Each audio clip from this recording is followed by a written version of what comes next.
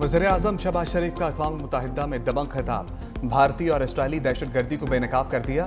कहा, हमने पाकिस्तान पर हमलावर दुश्मन के अज़ाइम खाक में मिलाए। पाकिस्तान ने भारत के साथ तैयारे गिराए।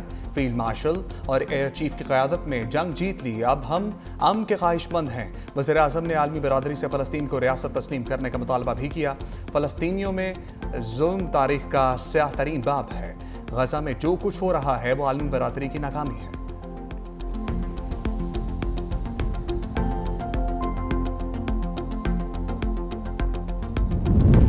वज़ीर-ए-आज़म का अक़वाम मुत्तहिदा में भारतीय गोदी मीडिया को मुंह तोड़ जवाब। कहा, हम भारत की जानिब से सरहद पार दहशत गर्दी को शिकस्त दे रहे हैं।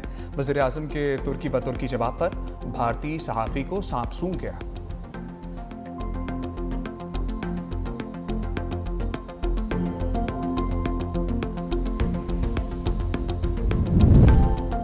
इसराइली वज़ीर-ए-आज़म की अक़वाम मुत्तहिदा में तकरीर के दौरान अरकान का वॉकआउट। कातिल नेतन्याहू हॉल खाली देखकर हक्का बक्का रह गया। मुस्लिम मालिक समेत ज्यादातर अरकान की जानिब से तकरीर का बायकॉट किया गया।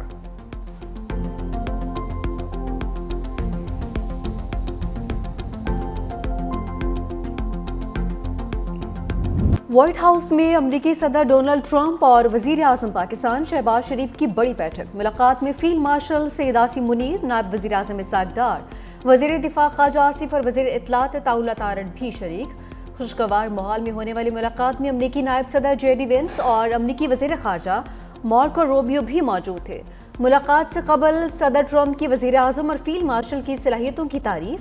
शहबाज शरीफ और सैयद आसिम मुनीर को अजीम शख्सियात करार दे दिया। मीडिया से गुफ्तगू में सदर ट्रंप ने कहा कि उनके पास पाकिस्तान से अजीम रहनुमा मिलने आ रहे हैं।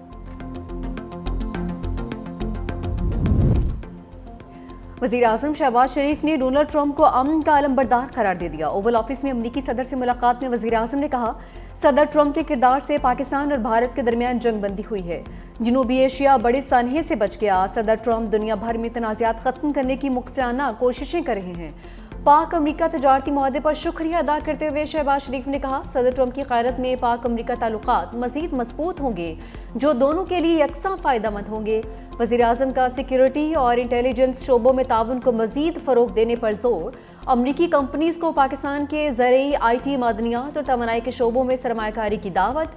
वज़ीर आज़म ने गज़ा जंग के फ़ौरी ख़ात्मे के लिए सदर ट्रंप की कोशिशों को सराहा। सदर ट्रंप को पाकिस्तान दौरे की दावत भी दी।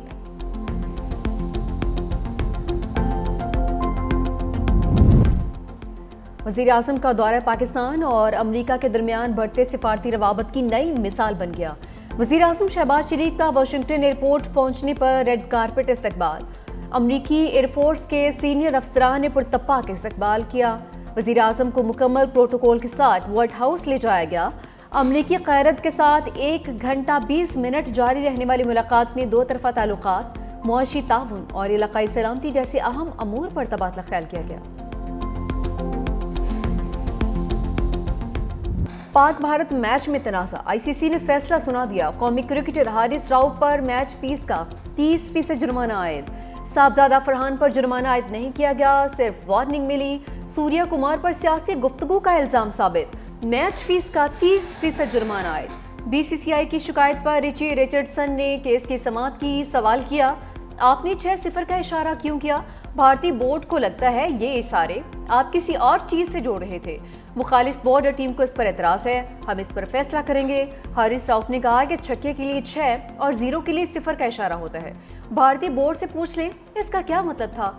साहबजादा फरहान ने गन फायर सेलिब्रेशन का भरपूर दिफा किया। MS धोनी और वियन रिचर्ड भी माजी में गन सेलिब्रेशन कर चुके हैं।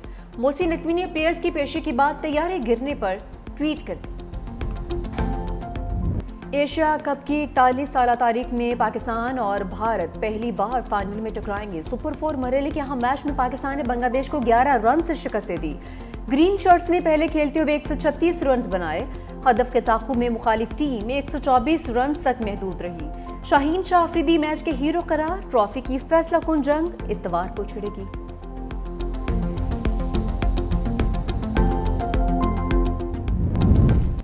पाक अमरीका ताल्लुकात में बेमिसाल पेशरफ्त। अल्हम्दुलिल्लाह 2025 भरपूर कामयाबियों का साल है। वज़ीर दिफा ख्वाजा आसिफ का एक्स पर बयान। कहा कि भारत पर फतह और सऊदी अरब से दिफाई मुआहदा हुआ, ہائیبرڈ نظام کی پارٹنرشپ کی کامیابیوں کا تسلسل جاری ہے۔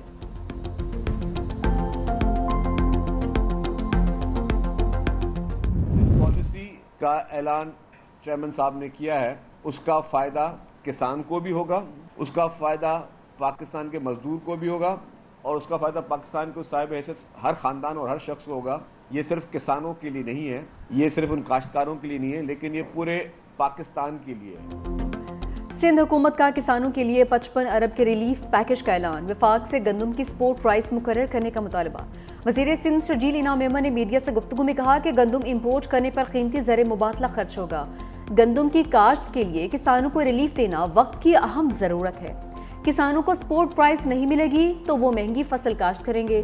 پیپلز پارٹی سیلاب پر سیاست نہیں کر رہی۔ بلاول بھٹو کی باتیں پنجاب حکومت کو عجیب لگتی ہیں۔ بلاول بھٹو کی پالیسی کا فائدہ کسانوں کو ہوگا۔ پریس کانفرنس میں شہباز شریف کی جانب سے ماضی میں عالمی امداد کی اپیل کا ساٹ بھی چلوایا۔ سینئر صوبائی وزیر نے کہا کہ مریم نواز کا یہ کہنا مناسب نہیں کہ عالمی امداد کی اپیل کرنے والا خوددار نہیں ہے۔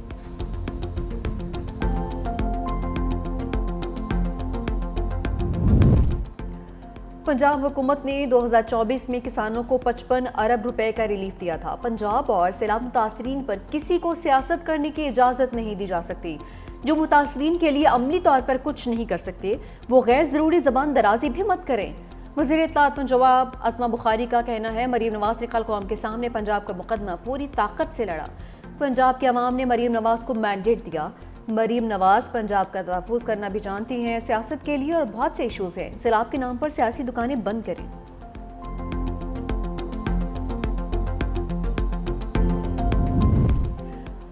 پاکستان اور آئی ایم ایف کے درمیان اقتصادی جائزہ مذاکرات کا دوسرا روز۔ معاشی ٹیم نے ٹیکس محاصل اور مالی کارکردگی کا ڈیٹا شیئر کر دیا۔ آئی ایم ایف کا گزشتہ مالی سال 12,970 ارب روپے کا ٹیکس ہدف پورا نہ ہونے پر تحفظات کا اظہار۔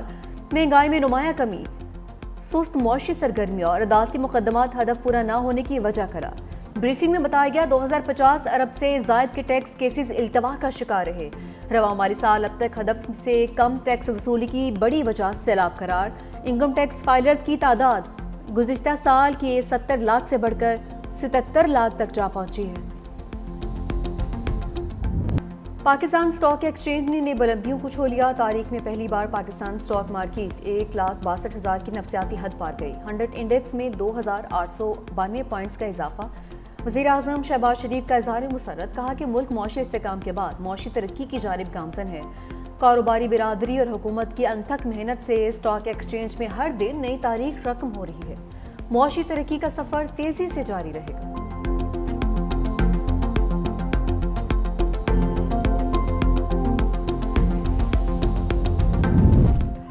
سندھ حکومت کی سیلاب متاثرین کی بحالی کی کوششوں کا عالمی سطح پر اعتراف۔ ورلڈ بینک نے سندھ حکومت کی بحالی کی کوششوں کو بہترین مثال قرار دیا۔ عالمی بینک کے مطابق سندھ حکومت نے 2022 کے سیلاب سے متاثرہ 19 اضلاع میں سڑکیں، انفراسٹرکچر اور روزگار کو وقت سے پہلے بحال کیا۔ ورلڈ بینک مشن کے وفد کا جامشورو، دادو، حیدرآباد، ٹھٹھا، بدین سمیت متاثرہ اضلاع کا دورہ۔ منصوبوں کی پیشرفت اور معیار پر اطمینان کا اظہار۔ منصوبوں میں خواتین، بچوں اور غریب طبقات کو ترجیحی سہولت فراہم کی گئی ہے۔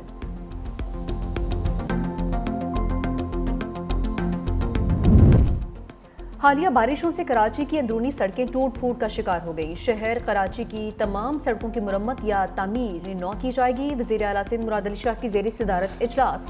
کہا کے ایم سی اور ٹاؤنز محکمہ بلدیات کی نگرانی میں سکیمز تیار کریں۔ سڑکوں کے ساتھ نکاسی آب کا نظام بھی بنایا جائے۔ شہر کراچی میں صفائی کے کام کو مزید تیز کیا جائے۔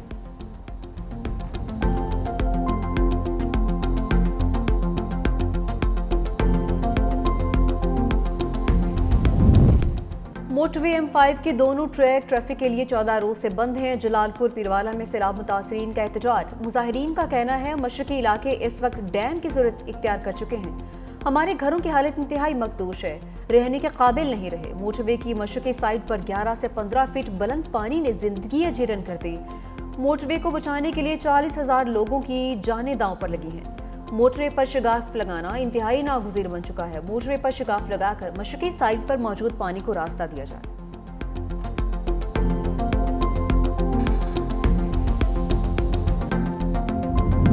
سندھ کابینہ میں نئے ارکان کی تقریب حلف برداری، گورنر سندھ کامران ٹیسوری نے اسماعیل راہو سے حلف لیا ہے۔ سعید غنی سے بلدیات، ناصر حسین شاہ سے منصوبہ بندی کا قلمدان واپس لینے کا فیصلہ۔ سعید غنی کو محکمہ لیبر، ناصر حسین شاہ کو محکمہ بلدیات کا قلمدان دیا جائے گا۔ جام خان شورو کو محکمہ منصوبہ بندی کا اضافی قلمدان سونپا جائے گا۔ مختوم محبوب زماں کو محکمہ خوراک کا وزیر بنایا جائے گا۔ وزیر لیبر شاہد حہیم سے قلمدان واپس لیا جائے گا۔ معاون خصوصی جبار خان کو محکمہ ریلیف، معاون خصوصی علی راشد کو انفارمیشن ٹیکنالوجی کا محکمہ دیا جائے گا۔ گیان چند اسرانی کو بھی کابینہ میں شامل کیے جانے کا امکان ہے۔ کابینہ میں شامل مشیروں اور معاونین خصوصی کے قلمدان بھی تبدیل کیے جائیں گے۔ نوٹیفیکیشن آج جاری کیا جائے گا۔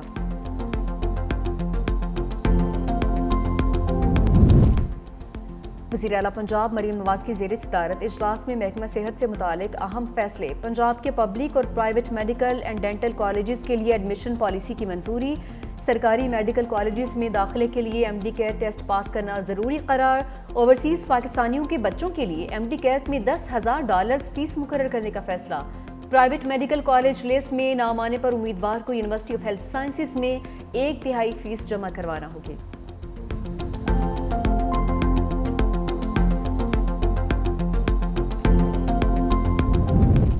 مجبوری کے باعث حج پر نہ جا سکنے والے رجسٹرڈ عازمین کے لیے خوشخبری، فوت یا سخت بیمار ہونے والے عازمین کی جگہ کوئی بھی رشتہ دار حج پر جا سکے گا۔ وزارت مذہبی امور کی پالیسی سامنے آ گئی۔ بوجہ مجبوری حج پر نہ جانے والے شخص کو رقم واپس لینے کا اختیار بھی ہوگا۔ حج پر نہ جانے کی وجہ درج کر کے اسٹامپ پیپر جمع کروانا لازمی ہوگا۔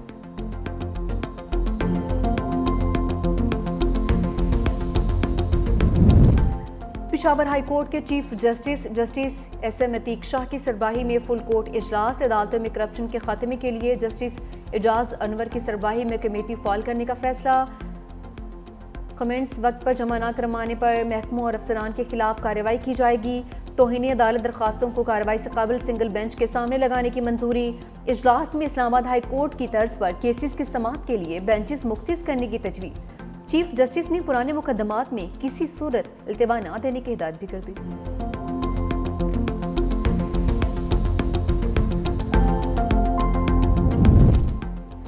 D G I S P R lieutenant general Ahmed Sharif Chaudhry کا پنجاب یونیورسٹی کا دورہ، طلباء اور انتظامیہ کی جانب سے پرتپاک استقبال۔